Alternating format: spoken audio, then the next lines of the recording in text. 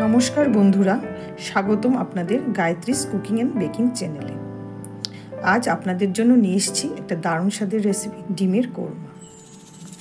যখন আপনাদের ডিমের ঝোল খেতে খেতে একঘেয়েমি লাগে, তখন আপনারা লাঞ্চে এই রেসিপিটা ট্রাই করতে পারেন। তো ডিমের কোরমা বানানোর জন্য প্রথমেই আমি কড়াইতে একটা বড় সাইজের পেঁয়াজ স্লাইস করে দিয়েছি। পেঁয়াজগুলোকে গ্যাসের ফ্লেমটা পুরো আঁচে দিয়ে ভাজবেন। বেরেস্তা সবসময় একটু পুরো আঁচে ভাজতে হয়। তারপর পেঁয়াজগুলোকে লাল লাল করে ভাজবেন, বেরেস্তার মতো করে। ভাজতে ভাজতে যখন একটা সময় লাল হয়ে যাবে, তখন এগুলিকে একটা প্লেটে নামিয়ে নেবেন। এরপর ওই তেলেই আপনারা লাল লঙ্কা গুঁড়ো আর লবণ দিয়ে দেবেন। এটা একটু নাড়াচাড়া করে এতে আমি আগে থেকেই 5টা ডিম সেদ্ধ করে চিড়ে রেখেছিলাম, ওইগুলি দিয়ে দেবেন। ডিমগুলিকে অল্প ভাজবেন। বেরেস্তার ডিম বেশি ভাজা হলে কোরমার ডিম বেশি ভাজা হলে ভালো লাগে না। তারপর ডিমগুলোকে নামিয়ে নেবেন। তারপর ওই তেলেই আপনারা একটা পেঁয়াজ পেস্ট করে দিয়ে দিবেন। কোরমাতে সব কিছুই পেস্ট দিতে হয়, দিলে ভালো লাগে।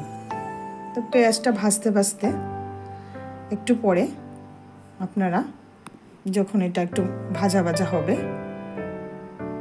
তখন আপনারা আদা রসুন বাটা একসঙ্গে পেস্ট করে দিয়ে দেবেন পরিমাণ মতো।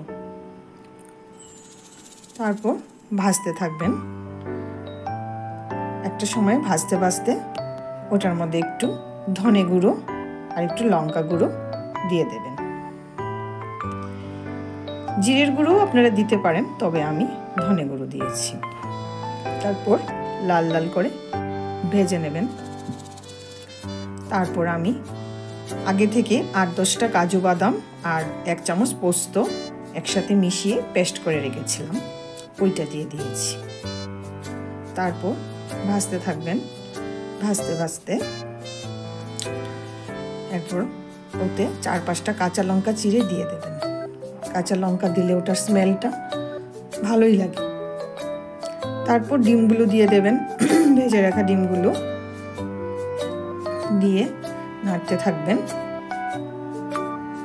তারপর একটু পরিমাণ মতো নুন আর একটু চিনি দিয়ে দেবেন, আন্দাজ মতো যে যতটুকু খান দিয়ে দিবেন। তারপর ভাজতে ভাজতে একটু ঈষদুষ্ণ দুধ দিয়ে দেবেন, পরিমাণ মতো দিয়ে দেবেন। কোরমাতে জলের বদলে দুধটাই ভালো লাগে। তারপর এতে 3-4টে এলাচ ফাটিয়ে রেখেছিলাম, ওইটা দেবেন, আর দারচিনির টুকরো দেবেন। তারপর যখন ঝোল ফুটতে থাকবে, ফুটতে ফুটতে ঝোলটা একটা সময় আমি একটু ফ্রেশ ক্রিম দিয়ে দেব। ফ্রেশ ক্রিমটা সম্পূর্ণই অপশনাল, আপনারা ইচ্ছে না হলে নাও দিতে পারেন। তারপর একটু ঝোলটা যখন আরেকটু ফুটবে, তখন আপনারা ওতে গরম মশলা পাউডার দিয়ে দেবেন। তারপর আরেকটু নাড়াচাড়া করবেন। নাড়াচাড়া করে আমি এই আগে থেকেই ভেজে রাখা বেরেস্তার কিছুটা অংশ দিয়ে দেব, আর বাকিটা রাখবো গার্নিশিংয়ের জন্য। দেখুন, হয়ে গেল খুব সুন্দর কোরমা, দারুণ স্বাদের কোরমা।